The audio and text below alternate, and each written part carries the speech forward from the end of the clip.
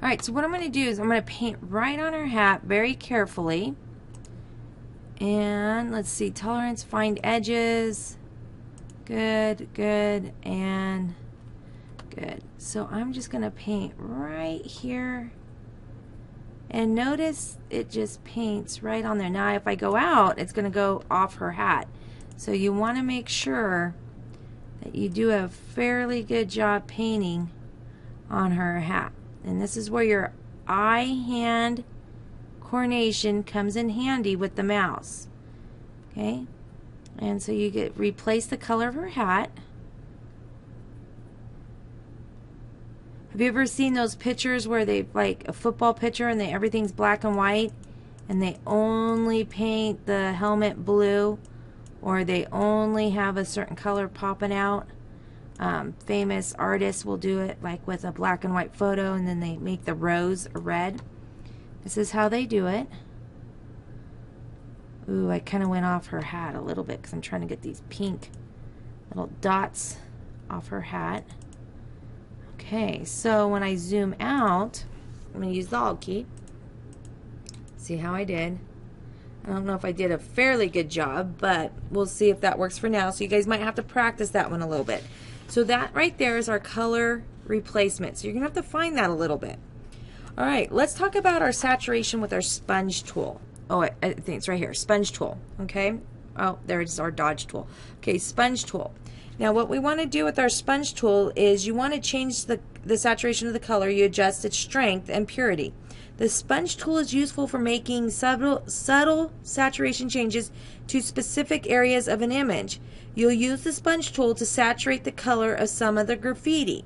So what we want to do is we want to zoom out or scroll to see all the colorful graffiti.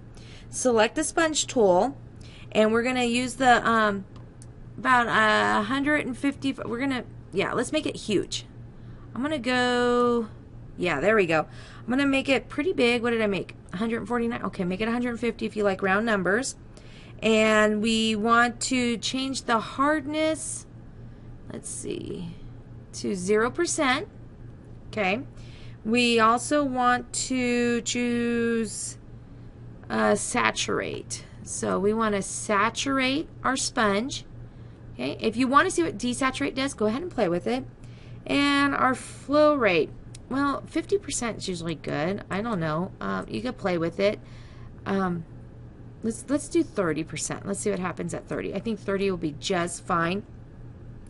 And because what the flow rate, it determines the intensity of the saturation. So obviously the higher the number, the more saturation it's going to be. Now don't forget, we saturated it pretty good when we were editing our photo. So there's not much saturation more that we need. So, but I just wanted to show you what the sponge tool does. So then what we do is you just kind of, you don't want to go, you just kind of swipe, okay? And you don't want to swipe on her. You just kind of swipe. And see how I'm making nice even motions with my mouse? And it just saturates it just enough to give it that vibrant color, all right?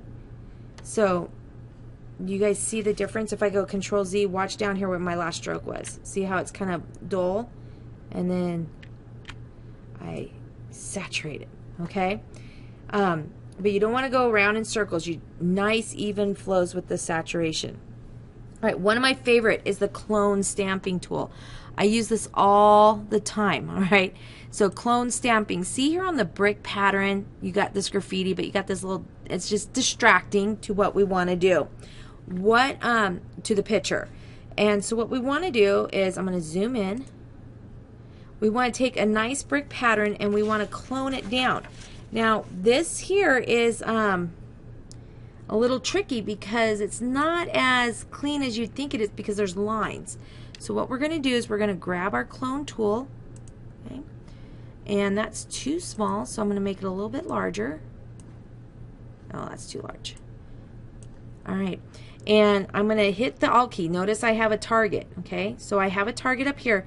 I usually see my target, I put it right on that line. That gives me like a corner or something.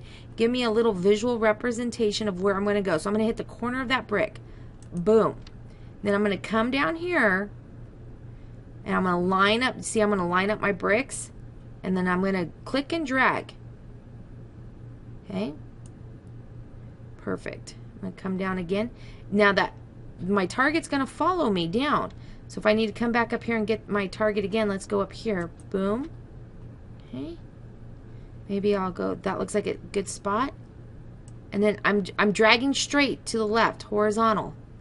I'm going to go right up to her hat because I have the feather tool going.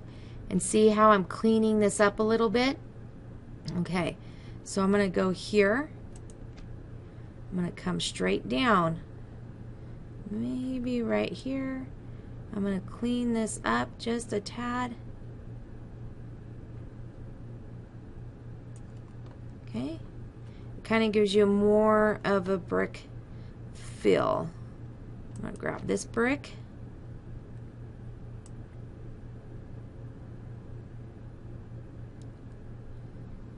Okay.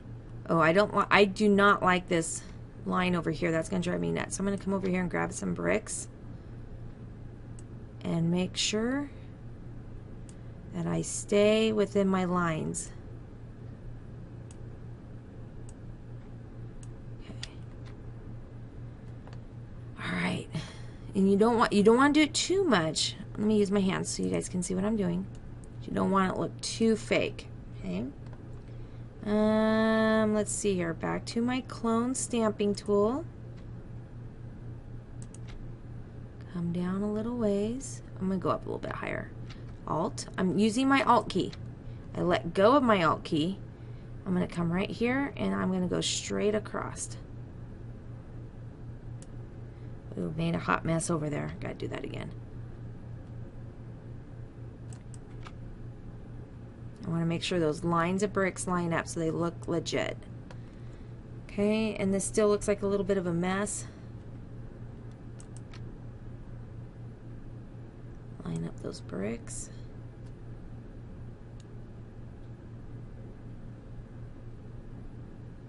There we go. Okay, so now let me zoom out. Alt key zooms out. That still looks a little bit too much around her back, so I'm going to come out here, grab this Alt key. I'm going to line up my, there we go, and then I'm going to zoom out. So that looks good. So that's my clone tool. Okay, so now that we have the bricks looking pretty good, what we're going to do is we're going to use the spot healing brush tool. Okay, this is really cool. So it's here that we're going to clean up some of these dark spots on the wall. You could do this with the clone stamp tool, but instead you'll use another technique. You'll use the spot healing brush to clean up the wall. The spot healing brush tool quickly removes blemishes and other imperfections from the photo. It paints with a sampled pixel from an image or pattern and matches the textures and lights. It's kind of a really cool tool. I kind of use this a lot too as well. So it's the healing brush tool. So if you click and hold this down, it's right here, the spot healing. Well, it's the one that I have. It's the Band-Aid, but we have the healing brush tool. So don't get it confused with the spot healing brush tool. We have a patch tool and the red eye removal, but we want the spot healing brush tool. And what we're going to do is we're going to take a look here. Size 19. I think I'm going to go a little bit larger with size 19. And we're going to go up here to maybe, no, it's too large. Let's go down to number 40. Yeah, that looks like a good size. Notice it's not exact. I'm just eyeballing a little bit. And then I want it, the hardness to be about 100%, spacing's 20. Yeah, just keep all this really good. And the same thing like we did earlier, but we're going to make nice, even swishes. So we're going to swish. And we're going to swish. Okay? Now, don't freak out over the that black line, because that is the masking at its best. Swish. Okay? Notice how it's just kind of cleaning it up. Swish. And swish. Okay? Oh, we don't want to do that. Edit undo. Okay? And swish. All right, and oh, there's the bell. So we're gonna, oh, nope, don't want to do on top of her hat. All right, so there we go. That was the spot healing brush tool. Love it, use it.